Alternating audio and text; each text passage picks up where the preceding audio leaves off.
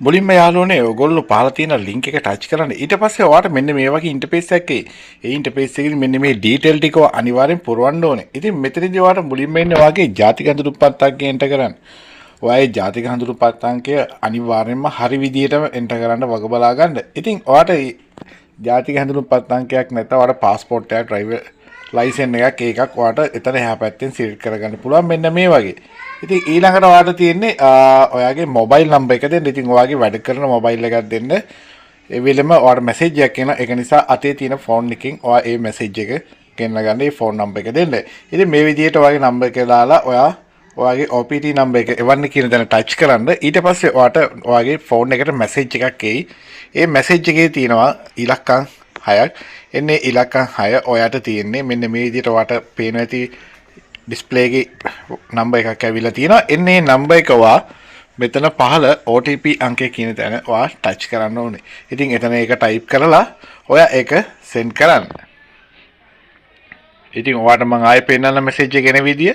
එන්නේ මේ විදියට ඔයා ආපහු ඒක ටයිප් කරලා මෙන්න මේ විදියට තහවුරු කරන්න කියන තැන ඔයා ඒක ටච් කරන්න. ඊට පස්සේ ඒක ඔයාට කොළ පාටින් මෙන්න මේ විදියට තහවුරු කර ඇත කියලා වැටෙනවා. ඊළඟට ඔයාගේ නම ලබා දෙන්න. ඉතින් මුල් නම ඔයා ලබා දෙන්න. ඊට පස්සේ ඔයාගේ වාසගම ලබා දෙන්න ඕනේ. ඉතින් ඔයාට එක්සැම්පල් පෙන්නලා තියෙනවා ඒකේ දෙන්න ඕනේ විදිය. ඔයා ඒ විදියට ඒක ටයිප් කරන්න. ඉතින් ඒ විදියට ටයිප් කරාට පස්සේ යාළුවනේ ඔයාගේ ඩෙන්ටිය තියෙන ඇඩ්‍රස් එක ලබා දෙන්න මතක ඇතුව. ඔයා වෙන ඇඩ්‍රස් දෙන්න එපා. ඔයාගේ ඩෙන්ටියේ ඔයාගේ ලයිසන් එකේ තියෙන ඇඩ්‍රස් එක එතන එන්ටර් කරන්න. ඉතින් ඒ ටික ඔයා එන්ටර් කරලා ඊළඟට කරන්න ඕනේ පහලින්ම තියෙන මීළඟට කියන කැල්ල. ඉතින් මේ භාෂාව සිංහලෙන් තියෙන නිසා මේ විදිහට තියෙන. ඔයා ඉංග්‍රීසි දන්න කෙනෙක් නම් ඔයාට පුළුවන් ඉංග්‍රීසි වලට කන්වර්ට් කරගෙන මේ ෆෝම් එක ෆිල් කරගන්න. ඉතින් ඊළඟ ටික අපි පුරවන්න යාළුවනේ අපිට අනිවාර්යෙන් ඕනේ වාහනේ පොත. එතන වාහනේ පොත ඔයාට අනිවාර්යෙන් ඕනේ කියන්නේ ඒකේ තියෙනවා චැසි නම්බර් එක ඔයාගේ වාහනට අදාළ චැසි නම්බර් එක. ඒ චැසි නම්බර් එක ඔයා උඩ සිලෙක්ට් කරගන්නත් ඕනේ. ඉතින් ඊට කලින් ඔයා මෙන්න මේ විදිහට ඔයාගේ වාහනේ නම්බරේ ඔයා එන්ටර් කරන්න ඕනේ. ඉතින් ඉස්සෙල්ලාම කොටුවේ ඔයා දාන්න ඕනේ වාහනේ ඔයාගේ මුල් අකුරු ටික. ඉතින් ඔයාගේ වාහනය මුල් ඉලක්කම් තියෙන ඉලක්කම් දාන්න.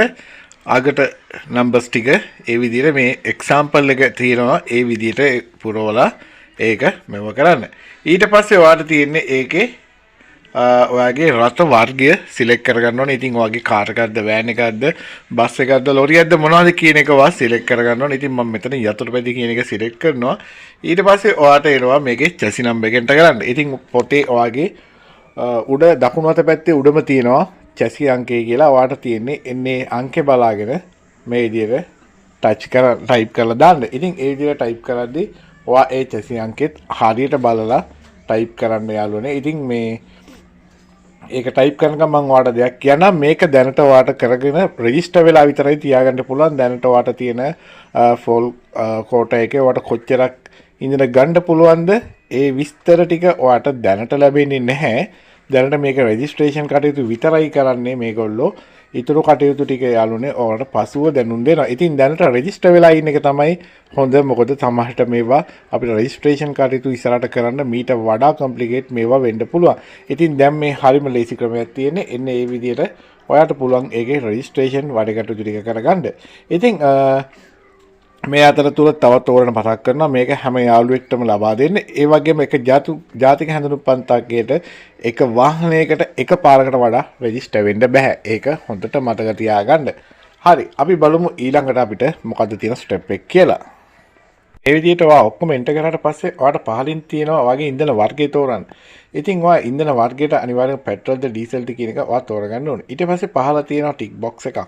එතන ක්ලික් කරලා ලියාපදිංචි වෙන්න කියන තැඹිලි පාට බටන් එක ඔයා ටච් කරන්න.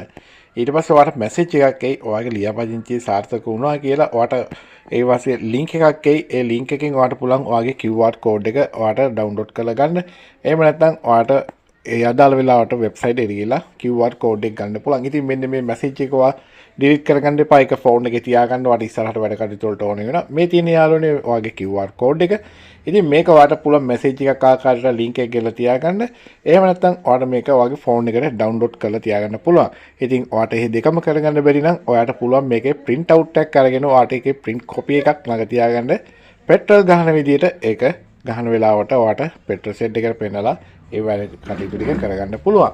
ඉතින් මේ විදිහට තමයි මේක රෙජිස්ට්‍රේෂන් කටයුතු කරන්න තියෙන්නේ. මුලින්ම මම කිව්වා වගේ ඔයාට දැනට කොටේෂන් එකේ 0 කියලා වගේ ඇප් එකේ යට පෙන්නයි. ඉතින් මේ QR code එක වාගේ ළඟ තියා ගැනීම අනිවාර්යයෙන්ම වාසතු වගකීමක්. එහෙනම් මේක දන්න යාළුවන්ට ෂෙයා කරන්න කොහොමද රෙජිස්ටර් වෙන්නේ කියන එක අනිත් අයට කියලා දෙන්න.